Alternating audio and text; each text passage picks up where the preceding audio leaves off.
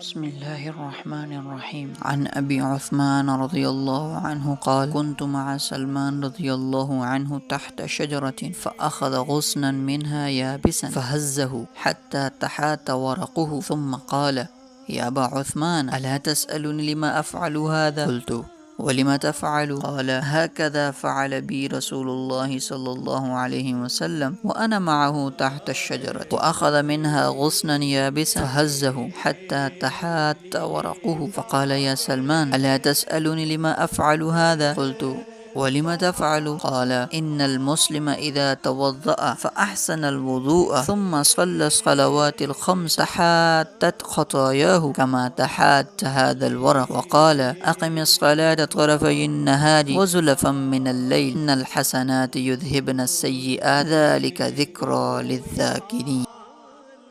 ابو عثمان رضی اللہ عنہ کہتے ہیں کہ میں حضرت سلمان رضی اللہ تعالی عنہ کے ساتھ ایک درخت کے نیچے تھا۔ انہوں نے اس درخت کی ایک خشک ٹہنی پکڑ کر اس کو حرکت دی جس سے اس کے پتے گر گئے۔ پھر مجھ سے کہنے لگے کہ ابو عثمان، تم نے مجھ سے یہ نہ پوچھا کہ میں نے یہ کیوں کیا؟ میں نے کہا: بتا دیجئے کیوں کیا؟ انہوں نے کہا: میں ایک دفعہ نبی کریم صلی اللہ علیہ وآلہ وسلم کے ساتھ ایک درخت کے نیچے تھا۔ آپ صلی اللہ علیہ وآلہ وسلم نے بھی درخت کی خشک ٹہنی پکڑ کر اسی طرح کیا تھا جس سے اس ٹہنی کے پتے جھڑ گئے تھے۔ پھر حضور صلی اللہ علیہ وآلہ وسلم نے ارشاد فرمایا تھا کہ سلمان، پوچھتے نہیں کہ میں نے اس طرح کیوں کیا؟ میں نے عرض کیا کہ بتا دیجئے کیوں کیا؟ آپ صلی اللہ علیہ وآلہ وسلم نے ارشاد فرمایا کہ جب مسلمان اچھی طرح وضو کرتا ہے پھر پانچوں نمازیں پڑھتا ہے تو اس کی خطائیں اس سے ایسے ہی گر جاتی ہیں جیسے یہ پتے گرتے ہیں۔ پھر آپ صلی اللہ علیہ وآلہ وسلم نے قرآن کی آیت اقم الصلاۃ طرفی النہار